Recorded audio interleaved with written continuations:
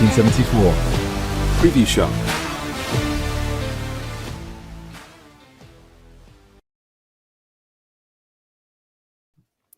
Hello and welcome to 1874. It's time for a match preview show as Villa travel to Stamford Bridge on Sunday. I'm your host, Dan Bardell, joined by the Athletics' Jacob Tanswell, or Jacob Transwell, as he was called in last week's description because Adam spelled his name wrong. Jacob, back from Poland, probably feeling it a little bit, I imagine, with all the early flights. How are you? I'm good, thank you. Yeah, I've not really slept since Tuesday, but it's been great. Like I had to take 2 flights on the way to Poland, so that was a little bit of a hassle. But overall, good experience. It was good to see Villa back in Europe. It's just a shame that things didn't go their way actually on the pitch. Yeah, we won't dwell on it too much because I did a solo show straight after the game, dwelling on it a little bit too much, perhaps. But I read your article yesterday. I thought it gave a really good flavour about what happened and what it was like over there. Can you just sum up your experience a little bit for the Villa fans who aren't subscribed to The Athletic? And if you're not subscribed to The Athletic and you can, please do. Yeah, it was different to the typical Premier League preparations. There was a lot more people 24, 30 hours before kick-off. It felt like a big occasion for Legia. You could see it around the stadium. You could see it inside the stadium. They were preparing meticulously. And the manager as well, he was very chatty, very talkative. I think even after the press conference, which took about 3 times longer than it should do because the translator was translating it into 3 or 4 different languages, which can get a bit tiresome. The manager came over to the English pack, having not spoken a word of English in the press conference, and talked just to us and at us for about 10, 15 minutes without us having to ask a question. I think he was really wanted to get across the David v Goliath feeling, and that was there throughout the evening. Really, the ultras in the Legia end were ridiculous, loudest atmosphere I've ever heard, and it's just a shame that Villa couldn't get to grips with it really, and they were quite naive. But yeah, it was a good experience. I think Villa fans enjoyed it. Some of them obviously at the Old Town, lots of singing. Matty Cash enjoyed it before the game, but yeah, after the game, it was a sour taste. Yeah, I said in the show after the game, the full-time show, that I think it's important that Villa try and kind of keep Europe and the Premier League separate. So far this season, actually, Villa have tended to win a game and then lose a game. But with this, it's important to not let Europe bleed into the Premier League because it was half the team was changed virtually. So actually, in terms of Premier League, they won their last game. So try and get back-to-backs now and carry a bit of momentum against injury hit Chelsea side. It sounds stupid for a team that spent £1 billion in 12 months, but they are struggling for players at the moment. This is a real good opportunity to go to Stamford Bridge and carry on the form of last week in the Premier League and get another 3 points. And that's how you move up the league in the Premier League, back to backs. Even Unai Emery said that Europe is completely different to the Premier League. The atmosphere, the flying, everything else that comes with it is complete at odds to what to expect in the Premier League. So really, Villa should be back more in home comforts, for want of a better phrase, and to go back onto the Premier League form from and take the momentum from the Crystal Palace comeback. We can forget about the game to an extent. You've got to probably park it until the next Europa League game or Conference League game, and then obviously the cup game next Wednesday against Everton, where there'll be a few more changes like there was against Legia. But like you say, you saw Chelsea's bench last week against Bournemouth. You think how weak that is. There's not really many game changes on it. And if you see Villa's, obviously there's a few doubts about their squad depth this week, but they're probably going to have a stronger bench. So, and especially after last year's result, they can go there full confidence and really try and capitalise on Chelsea's vulnerability, really. Yeah, I mean, we didn't think anyone would be in the chat at this time of the morning. But good morning to AVFC, Stato, Severo, Adam Wright, and Soupy Mark, who are talking in the chat early doors. There's actually a question for you, Jacob, from Adam, saying yesterday's pre-match presser was very short to what they usually are. Will that be the norm post-European games? Well, I didn't realise that. Was it a short press conference? Probably will be. None of us were there because we were all in the air, all the journalists. We all flew back in the same flight. So that it happened with Premier League production. So they obviously didn't go to a Legia game. They probably just came in to body more for 10, 15 minutes. Asked Unai, I think it's 4 or 5 questions and recycled the quotes that way because, there's just going to be so many press conferences that it's just logistically just impossible to speak to Unai 4 or 5 times a week if all the games happen. And, we only spoke to him, 10 o'clock the night before. So I'm not really sure what more we could have asked. But yeah, it's just to look forward to the preview, abide by Premier rules. And it wasn't really a press conference. It was just they had to get something out. Just answer a few questions. B Happy says it's nice to wake up to a V podcast. I presume V stands for Villa and not Vile or anything like that. I've got to say, it's not nice to wake up for a podcast for me because I'm not very good at getting up in the morning at weekends, and I feel very, very tired still. Let's talk a bit more about the game then. And Villa away from home so far this season, and maybe I could include the European game on Thursday in this, or I could exclude it, but conceding early, bad habit at the moment away from home. They've been 1-0 down in the first 5-10 minutes of 80% of their away games so far this season. So they need to cut that out, don't they? Because they're giving themselves a mountain to climb. And actually, when they go ahead, they tend to win the game. It affects the way they play, don't they? Because if Emery wants the centre-backs to be patient with the ball, keep the ball around the back and try and tease opposition out to press, they probably get more success when they're either level or a goal ahead, because the other team will want the ball naturally more. Where if Chelsea go a goal ahead, they won't really mind if Pau Torres or Wesley Connor's got the ball at the back and they're putting their studs on the ball. So I think it really changed the dynamic that way as well. And Villa's the whole idea of what Emery wants, especially this season, is control. And going a goal down early, the atmosphere gets up. The players' decision makers starts to be affected. Loss of composure. You saw it against Newcastle as well. Although they equalised quite quickly, they just never felt they had that control. And it was the same, to some extent against Legia. So they need to go there. They need to be just stable to start off with. They need to make sure their back four needs to be robust early on. They need to make sure there's a communication there, especially if they're going to continue this high line. And that's something that you probably have to look at Conte now, after his 5-year deal, being the leader at the back. He's got to step up and he's got to make sure that he organises, a left side, especially with Powell and potentially Lucas Digne. That's a little bit weaker in some areas. Yeah, it's some people. I've seen some people say, I'm not saying I necessarily agree with it because I don't think I do. But do you think that team is because the Emery's got such his emphasis on control? When we go 1-0 down, maybe the game plan then isn't right. Like, I'm not saying plan B because I don't believe in all that stuff, but the game plan is suited to a team that's level or is ahead and maybe not suited to being behind. Do you think there's anything in that? I think there is. I think it is all about just slowly probably growing into the game, getting stronger. And if they have an early setback, it's going to cause a few issues because, as I said, our game plan's about patience. And sometimes Konsa or the centre back will have needs to take loads of touches just to make sure the pitch can open up. But if you're 1-0 down, frustration happens within the players, within the fans. You want to equalise really quickly. You need to get the goal back, and it's more difficult. So if they can just grow into the game, then they can just keep that patience, and it'll be the onus will be on Chelsea to come out to try and press and to get the momentum early into the game, especially in front of home support. Yeah, there'll be some not selection headaches, but I get he's going to change the team back to the kind of team that we saw against Crystal Palace in certain quarters. I think it's going to be mooted that John Duran should start over Ollie Watkins. Again, I don't agree with that, but there's going to be certain people that say he scored 2 Premier League goals so far this season. Ollie Watkins hasn't. What have you made of Ollie Watkins so far this season? Because for me, even though he hasn't been putting the ball in the back of the net in the Premier League, he's pivotal to the way Villa want to play. Yeah. I think the best illustration is probably the Burnley games, Matty Cash's second goal, where if they're going to play like they do in terms of the build-up, sometimes the ball has to go into the striker's feet and it's got to make it stick. And then McGinn or Diaby either side of him will have to link up. And that's where Watkins, he's been brilliant, really. And it's been a bit underrated this season. He's not, his finishes have been a bit telegraphed. It's been a little bit wasteful, but in terms of what he does in between the lines, he can drop deep, he can stretch the play. He opens up space for everyone else. He's got a couple of assists this season, and don't forget, although it's against Hibs, he did show that he has got that ruthless streak still, and has had it this season with that hat trick. So, yeah, he's crucial, and I think Duran's the perfect substitute to come on because last 20 minutes, space is going to open up. There's more break or more chances on transition. Duran. His physical leap's a joke. He's great at attacking open spaces. He's so direct. So I think having that balance is probably the right one.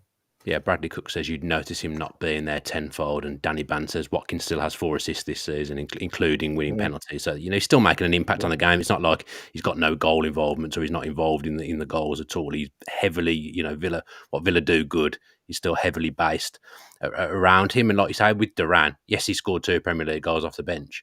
So people automatically then say he's pushing for a start. But I always think if you're scoring 2 goals off the bench, that means that you're good coming off the bench. That's a good thing to have. Like you'd lose that. So I think keep it as it is. They will be, but the longer Watkins goes without scoring in the Premier League, people will start saying, "Oh, Durant should be playing because he knows where the net is. He scored a couple of times." But I do think Sunday Stamford Bridge away at these teams, kind of a Watkins game.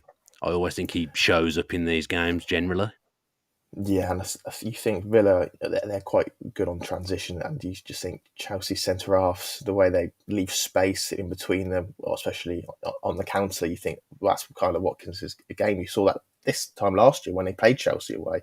He was excellent in that game. So, it's perfect for him. And with John Durant, he's only 19. He's got such a long way to go this season as well. I think just bedding them in, easing them in, and giving Emery more chance to work with him and refine him. I think that's the perfect way to go because Watkins is ready made. He's ready to go, and he just needs a goal, doesn't he? But he's having three and a half shots a game. So you'd like to think that eventually his luck will turn, and as soon as he gets one, hopefully he'll go on a roll.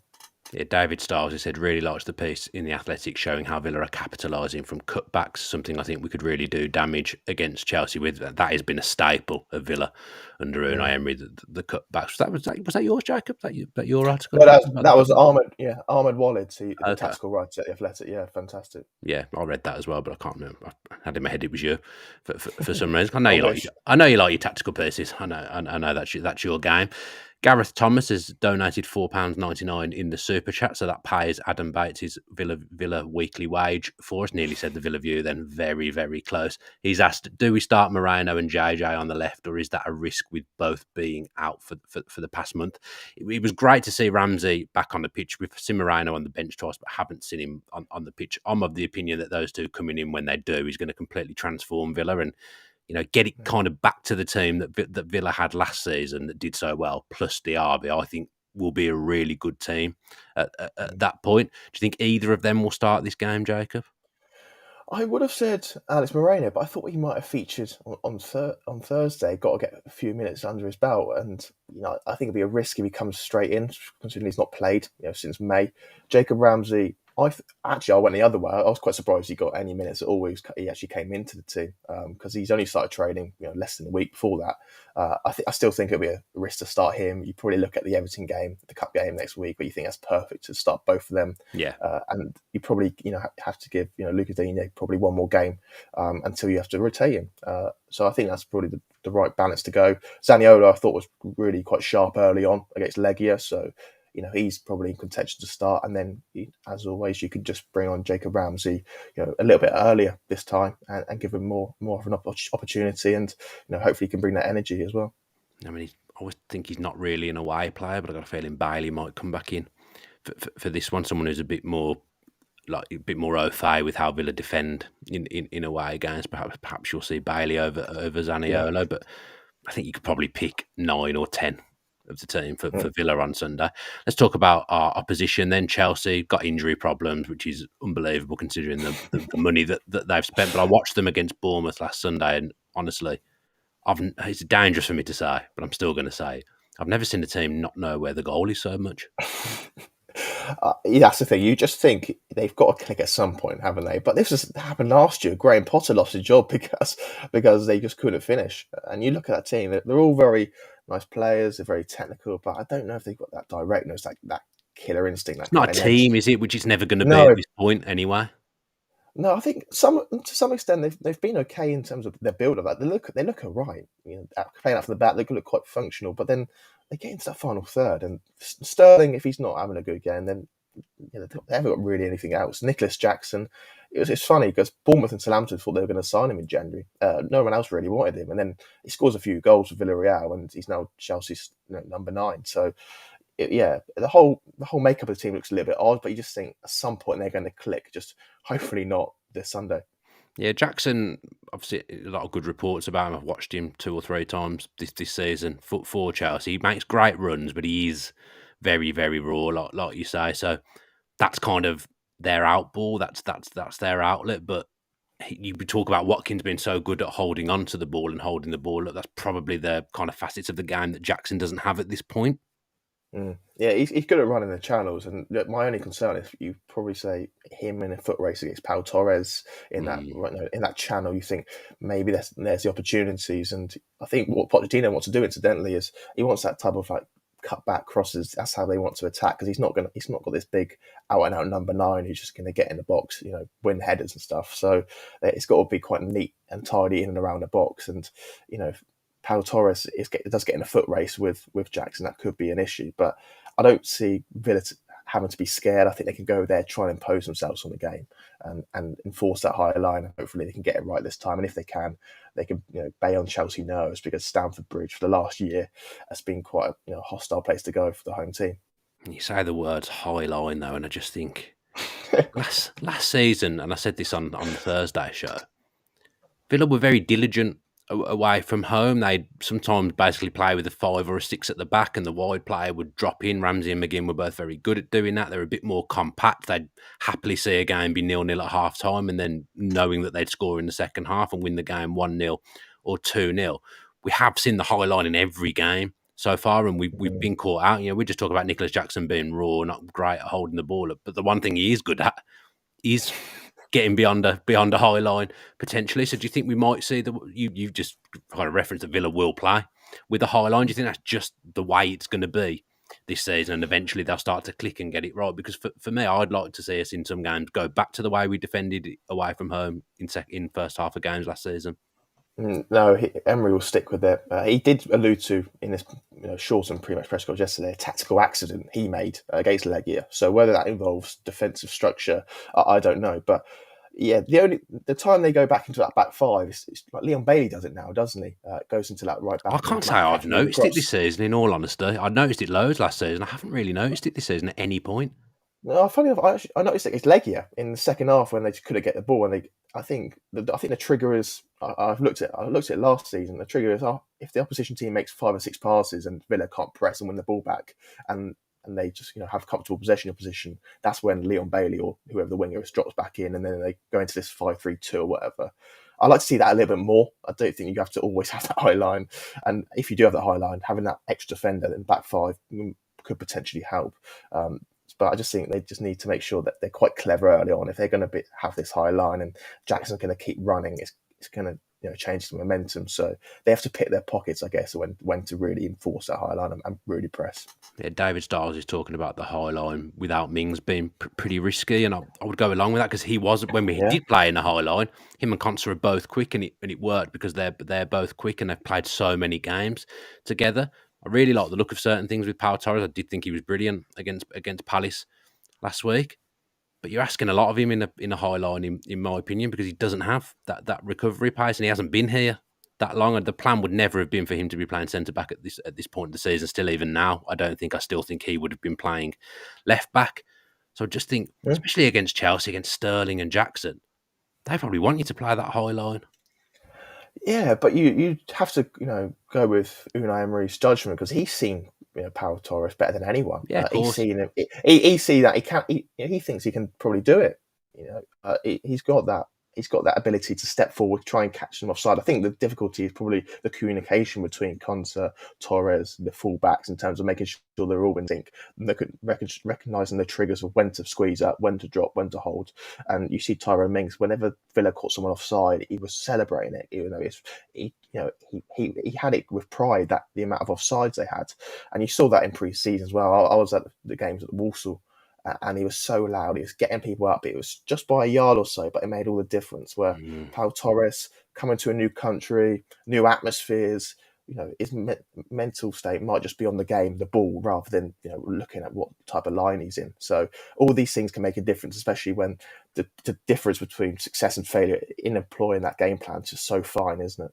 Yeah, maybe Moreno coming back in when he does as well will help, because he's evidently quicker than Luka Dean, and he does have that recovery pace. Severo's just asking a question, Jacob, about, we get asked this every week with Greg as well, about Watkins' contract. What's your knowledge on that situation? Because he's been linked with other clubs, apparently. I haven't seen that, but apparently he's been linked with other clubs. I think there was reports of Chelsea and Liverpool looking at him, but I'm not sure how true that is. But after the Conser deal, Watkins is the next on the agenda. They have to. Well, he was ahead in the agenda, wasn't he? Because that's been there a while. He's been there throughout, and I think after Conte signing a guy that's been there for a while, similar to Watkins, he is the next one. He has to get that pay rise that's in accordance to his value to the team, and he's got to sign it soon, because the longer it goes, the more questions there are, the more other clubs will be interested in him. But if it's up to Unai Emery and Aston Villa, you get to say who's the next guy to sign a new contract. It'll be Ollie Watkins, and negotiations will probably will continue. Okay, well, we'll call it there. Thank you very much for joining me this morning, Jacob. I know you're very tired after your travels. Not going to do score predictions anymore, because obviously I usually predict Villa to win, and then people come on afterwards and say, "Oh, it's your fault because you said Villa were going to win," and they didn't. And my predictions have no influence on the outcome of the game. But I'm just not going to do them anymore. I'm never going to say the terms "I fancy Villa," because every time I say "I fancy us," we haven't won this season. You do though. I could tell. No, I don't. I honestly think we're going to lose 5-0. That's honestly what I think is going to happen this weekend. So yeah, thanks very much for joining me today, Jacob. Thanks to those in the chat as well. I've tried to involve you as much as possible. There was much more of you in there than I expected there would be at 9:30 in the morning. Greg and myself will be back on either Sunday or Monday, which is depending on Greg's partner's wife is about to have a baby. So at any point, Greg might not be able to do our usual hour show. So Jacob, I might be drafting you in for that as well if Greg's wife begins to give birth and he can't come. So yeah, we'll do that on a Sunday or Monday. So watch out for that. Have a great weekend. Enjoy the football that is on today. I know I'm going to, and up the Villa.